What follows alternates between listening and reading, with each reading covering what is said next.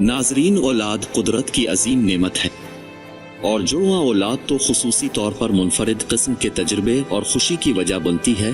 ज्यादातर शादीशुदा जोड़े जुड़वा बच्चों की पैदाइश के ख्वाहिशमंद होते हैं।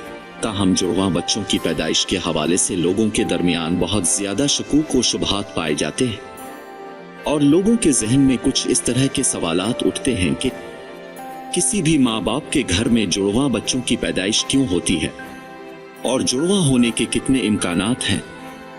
तो आज हम आपको चंद ऐसी अहम वजूहात बताएंगे जिसकी वजह से जुड़वा बच्चों की पैदाइश होती है।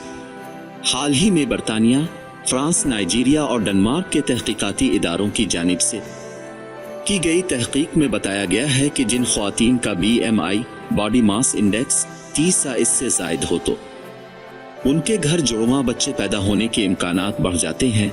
वाज़ेह रहे कि बॉडी मास इंडेक्स BMI से आपको ये मालूम हो जाता है कि आपे के कद के हिसाब से आपका वजन कम है, सही है, ज्यादा है या बहुत ज्यादा है। अगर माँ बाप में से किसी की फैमिली हिस्ट्री में जुड़वा बच्चों की पैदाइश हुई हो तो अगली नस्ल में भी जुड़वा बच्चों की पैदाइश के इम्कानात में 60% तक इजाफा हो जाता है। ताहम मुमकिन है कि अगर माँ के खानदान में जुड़वा बच्चों की हिस्ट्री हो तो इम्कानात में इजाफा हो जाता है, जबकि बाप के खानदान की हिस्ट्री में जुड़वा बच्चों की पैदाइश के इम्कानात कम होते हैं।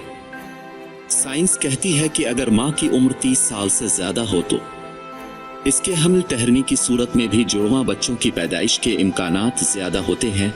इसकी वजह यह होती है कि 30 साल से ज्यादा उम्र की औरत में एक से ज्यादा अंडे खारिज होते हैं।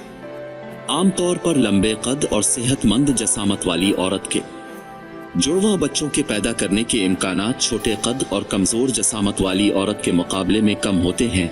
यानी वो औरतें जिनका वजन और कद कम हो उनमें जुड़वा बच्चों की पैदाइश के ज्यादा इम्कान होते हैं। ये वजह थोड़ी अजीब है, ताहम इस वजह के बारे में साइंसी माहिरीन हतमी तौर पर कुछ भी कहने से कासिर है।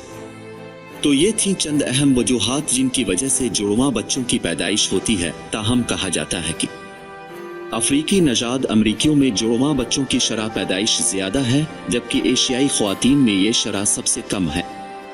अगर आप भी उसकी कोई वजूहात जानते हैं और लोगों को उसके हवाले से मालूमात फराहम करना चाहते हैं तो कमेंट सेक्शन में कमेंट करके अपनी राय का इजहार करें।